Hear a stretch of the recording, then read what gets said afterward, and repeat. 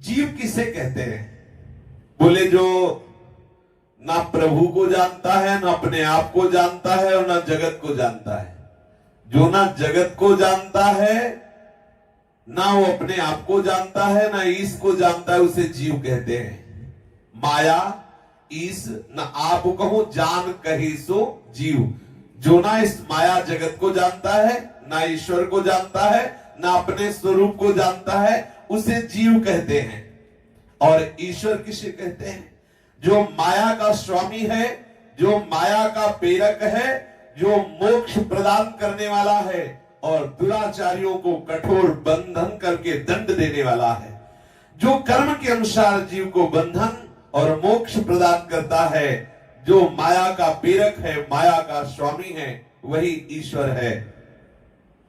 श्री भगवान लक्ष्मण जी के प्रश्न करने पर कह रहे कि यदि कोई बहुत काल तक धर्म का पालन करे तो वैराग्य हो जाता है। ये सूक्ष्म बात है।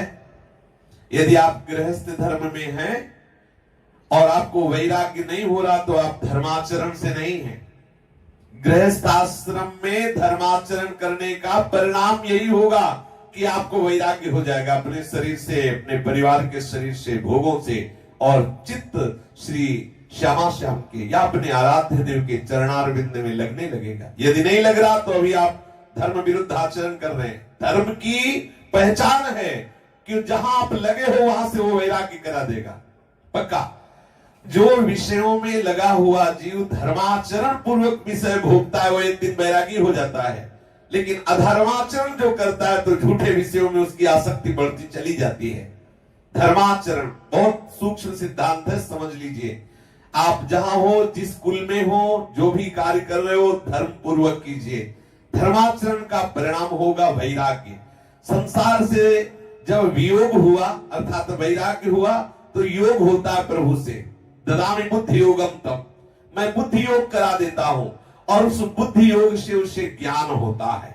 ये भी प्रभु में बुद्धि जुड़ती है तो दिव्य ज्ञान होता है। बड़ा सूक्ष्म विषय है। शरीर संसार में बुद्धि जुड़ती है तो अज्ञान बढ़ता है। प्रभु में बुद्धि जुड़ती है तो बुद्धि में विवेक बढ़ता है, ज्ञान बढ़ता है। ज्ञान का फल है मोक्ष, धर्म का फल है वैराग्य। विराग युक्त बुद्धि का प्रभु से योग होता है, प्रभु से बुद्धि के योग का फल है ज्ञान, और ज्ञान का फल है इन द्वंद्वों से ऊपर उठ जाना। सबके लिए आवश्यक है, सबके लिए। कोई कह दे कि हमें मोक्ष नहीं चाहिए तो इतना तो चाहिए ही, शत्रु मित्र सम जानि मानि मान अपमान सम, दुख सुख लाभ न हानि है जो कृपा हरिवन। इतना तो चाहिए ना कि मान अपमान हमारे ऊपर ना व्यापे, स्तुति निंदा ना व्यापे, हमारे ऊपर हर्ष शोक का प्रभाव ना हो, जन्म मृत्यु का प्रभाव ना। इसी को तो मोक्ष कहते हैं। बंधन युक्त थोड़ी कोई प्रेम कर पाता है। मुक्त हुआ पुरुष ही प्रेमी होता है। जो किसी भी बंधन में बंधा हुआ प्रेमी कैसे हो? प्रेमी तो समस्त बंधनों को तोड़ देता है, समस्त बंधनों को तोड़ करके जो आगे बढ़ता है वही प्रेमी है। यहां हम मोक्ष को कोई पद नहीं लेते, हम मोक्ष को लेते हैं जो मान रहित हो गया है, जो मोह रहित हो गया है, जो समस्त द्वंद्वों पर विजय प्राप्त कर लिया। एक श्लोक में मुक्त पुरुष का लक्षण है निर्माण मोहा जित संग दोषा अध्यात्म नित्या विनिवृत्त कामा द्वंद्व विमुक्ता सुख दुख संगई। यह है जीवन मुक्त महापुरुष का स्वरूप।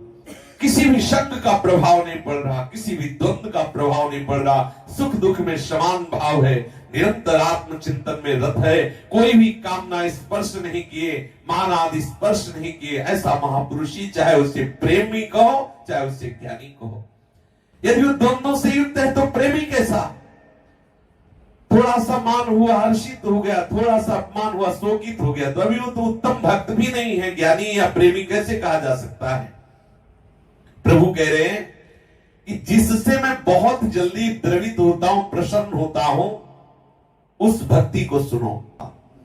प्रभु कह रहे हैं मैं जिससे शीघ्र प्रसन्न होता हूं वो मेरी भक्ति है, भक्तों को अपार सुख देने वाली है। ये भक्ति स्वतंत्र है, ये ज्ञान वैराग्य के अधीन नहीं है कि भाई धर्म से चलने पर वैराग्य होता है, वैराग्य से चलने पर बुद्धि का योग होता है, बुद्धि का योग होने पर ज्ञान होता है, ज्ञान होने पर मोक्ष होता है। ये एक अलग सिद्धांत है। और जैसे हैं प्रभु के हैं, सीधे सो स्वतंत्र अवलंबन आना, ये कोई अन्य आश्रय नहीं लिए, सीधे हम जैसे हैं प्रभु के हैं। इसी से महान भक्ति का उदय होता है। उसको ज्ञान विज्ञान आदि का दूसरे साधनों का कोई सहारा नहीं, वो सीधे एक भरोसो, एक बल, एक आस विश्वास, एक मात्र अपने आराध्य देव। इसलिए हरिराम व्यास जी कहते, काहू के बल भजन को काहू के आचार, व्यास भरोसे कुंवर के सोवत पाओ प्रसाद। विशुद्ध भक्ति का स्वरूप। बहुत सुंदर बात भगवान श्री राम पंचवटी में विराजमान होकर श्री लक्ष्मण जी के प्रश्न करने पर उत्तर दे रहे हैं कि मैं जिससे सहज में प्रसन्न हो जाता हूं वो है भक्ति, और ये भक्ति भक्तों को बहुत सुख देती है। और इस भक्ति में ज्ञान वैराग्य का सहारा नहीं, सीधे सीधे मेरे से अपनापन। मैं विषयी हूं, कामी हूं, अनपढ़ हूं, नीच कुल में पुरुष हूं या स्त्री, जो भी हूं, जैसा भी हूं, मैं सिर्फ आपका हूं। ये है इसमें सूत्र जो है, बोले सो स्वतंत्र अवलंब न आना और ते ही आधीन ज्ञान विज्ञान। इस अपने पद से कौन सा ऐसा ज्ञान है जो प्रकट ना हो जाए? शरीर से अपनापन और शरीर संबंधियों से अपनापन, कौन सा ऐसा ज्ञान का सूत्र है जो हृदय में छा न जाए?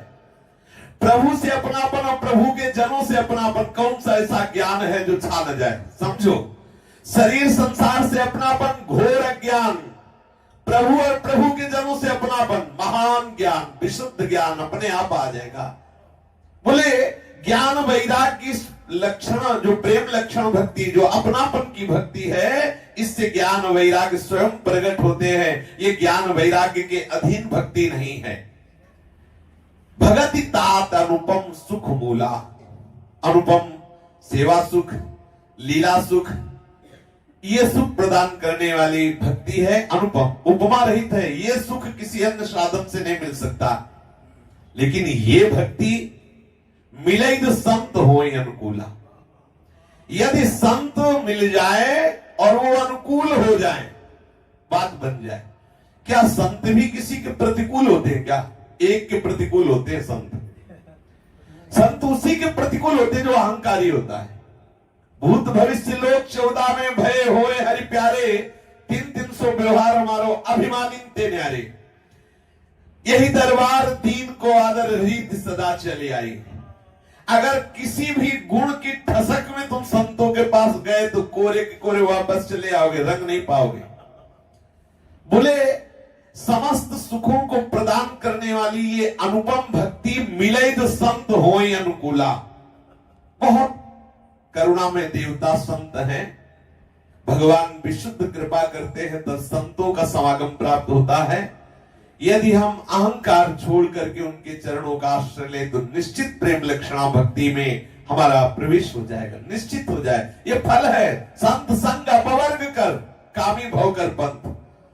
संत संग का सीधा फल है संस्कृति कर अंता। सत्संगति संस्कृति कर अंता। पर जैसे ऊसर भूमि में चाहे जितनी खाद लगा दो कभी बीज अंकुरित नहीं होता। ऐसे 60 स्वभाव के जन होते हैं, उनका स्वभाव जो मलिन होता है वो हम के कारण संतों के समीप जाकर भी दोष दर्शन ही करते हैं और कभी अपने चित्त में वो रंग नहीं ला पाते जो संतों के संग से चढ़ता है। इसीलिए कहना पड़ा कि मिले जो संत हो या अनुकूला। यदि संत अनुकूल हो जाए तो वो प्रेम भक्ति मिल जाए। संत उसी के अनुकूल होते हैं जो निराभिमानी होता है। पक्का समझ लो। अगर कहीं भी किसी भी तरह का कोई अभिमान रखकर संतों के पास जाए कि ये भिखारी हैं, इनको कुछ रुपया दे देते, सेव संतरा दे देते तो राजी हो जाते। भूल में मत रहना। ये बड़ी बड़ी सिद्धियों से भी राजी नहीं होते तो सेव संतरा से कैसे राजी हो जाएंगे? और अगर जो सेव संतरा से राजी होते तो संत ही नहीं है, वो तो संत ही नहीं है। पक्का समझ लीजिए, सेव संतरा से राजी होने वाले नहीं है। ये बड़ी बड़ी सिद्धियों से नहीं राजी होते। ये ऐसे बच्चे नहीं कि खिलौनों में खेल करके राजी हो जाए, बिना माँ की गोद में चढ़े ये राजी नहीं होते। पक्का विश्वास कर लेना, जो नाना प्रकार की दिव्य सिद्धियों को भी ठुकरा देते हैं वही भगवान के अनुराग मार्ग में आगे बढ़ते हैं। मिले जो संत हो अनुकूला, जो संतों के अनुकूल हो जाए उसे भक्ति प्राप्त होती है। दूसरा पहले बात में आया कि संत जिसके अनुकूल हो जाए। संत जन बड़े टेढ़े स्वभाव में रहते हैं, ये वो सुरक्षा कवच है।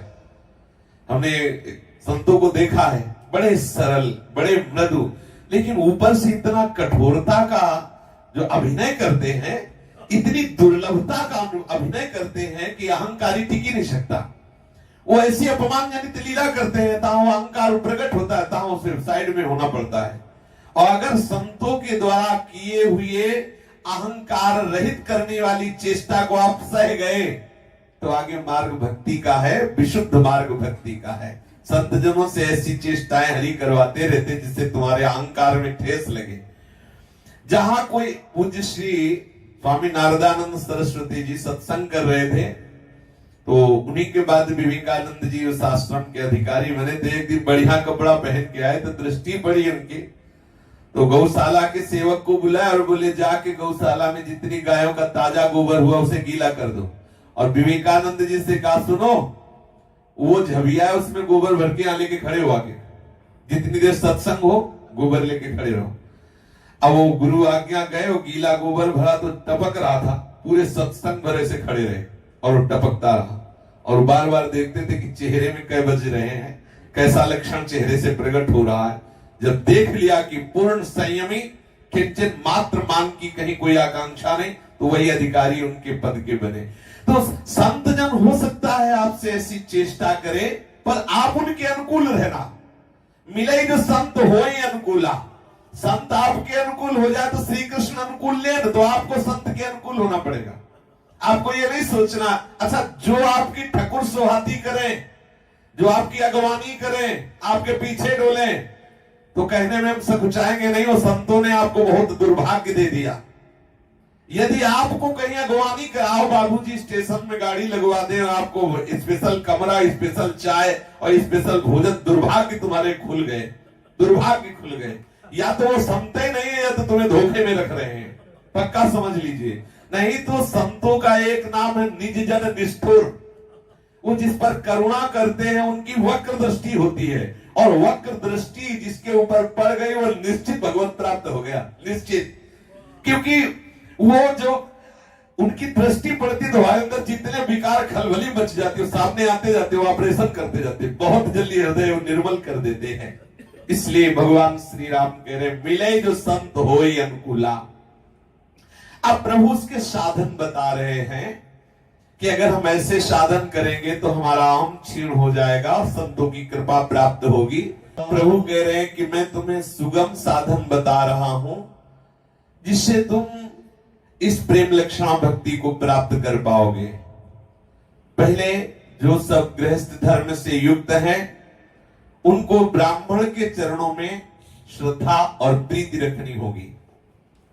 ये भगवान के ही बनाए हुए चातुर्वर्ण भगवान ने बनाए हैं अपनी अपनी मर्यादा से चलने के लिए। देखो जैसे लोग कहते हैं कि क्या ब्राह्मण श्रेष्ठ हैं, भगवान ने सबको एक तरह का ही बनाया, लेकिन मर्यादा है। चातुर्वर्ण्यम मया सृष्टा गुण कर्म विभागशः, गुण कर्म के अनुसार विभाग किया है।